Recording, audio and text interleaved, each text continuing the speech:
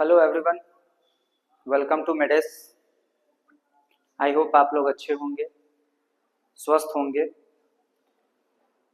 तो पहले का जो मेरा कंटेंट था वो था मसल्स एंड बोन्स पे। लेकिन काफ़ी दोस्तों ने मुझे रिक्वेस्ट किया कि सर सिस्टमिक स्टार्ट किया जाए। मैंने भी सोचा चलो किसी का हेल्प हो जाएगा। तो आज वैसे ही एक टॉपिक कार्डियोवास्कुलर सिस्टम हम स्टार्ट करने जा रहे हैं। तो कार्डियोवास्कुलर सिस्टम में हम सबसे पहले क्या पढ़ते हैं, तो आइए देखते हैं। सबसे पहला तो होता है उसका नाम। नाम क्या है? Cardiovascular system.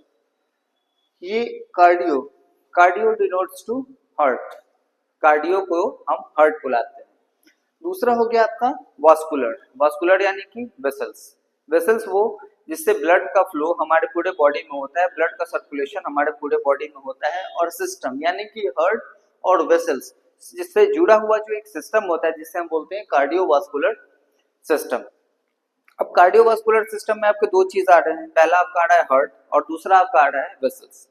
तो पहले हम लोग हार्ट पढ़ेंगे, क्योंकि जब तक ब्लड पंप नहीं होगा तो वेसल में सप्लाई कैसे होगा। तो यहाँ जो आप डेफिनेशन देख रहे हैं ये डेफिनेशन है आपके हार्ट का। हार्ट क्या कहते हैं? It is a hollow muscular organ situated in the middle of chest behind the sternum and between the lungs. हमारा हार्ट जो होता है वो एक हॉलो, हॉलो मतलब खाली, जिसमें बहुत सारे गड्ढे हों। मस्कुलर ऑर्गन क्योंकि ये मसल सा बना हुआ है, इसके ऊपर जो मसल होते हैं उससे हम कार्डियक मसल बोलते हैं। It is a hollow muscular organ situated in the middle of the chest. ये जो पार्ट होता है आपका इसे हम बोलते हैं middle of the chest behind sternum. अब मिडल ऑफ द चेस्ट में आपका एक बोन प्रेजेंट होता है जिससे कि हम बोलते हैं स्टर्नम। तो ठीक स्टर्नम की ये पीछे हमारे हार्ट का पोजीशन होता है बिटवीन द लंग्स। अब ये दोनों साइड में जो लंग्स है, हमारा लंग्स के ठीक बीचों बीच में जो ऑर्गन होता है इसे हम बोलते हैं हार्ट। अब हार्ट का स्ट्रक्चर कैसा होता है? तो heart is conical in shape.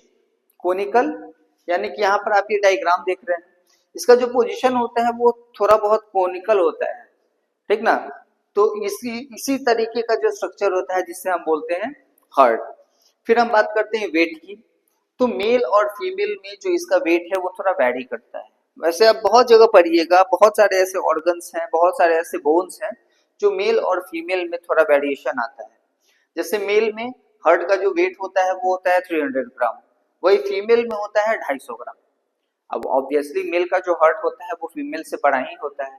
अगर बड़ा नहीं होता तो हम जो जेंट्स हैं, हम जो मेल हैं, वो अपना हार्ट चारों तरफ बांटते नहीं सकते। तो इसी वजह से हम मेल का जो हार्ट होता है वो थोड़ा बड़ा होता है। अब बात करते हैं लेंथ की।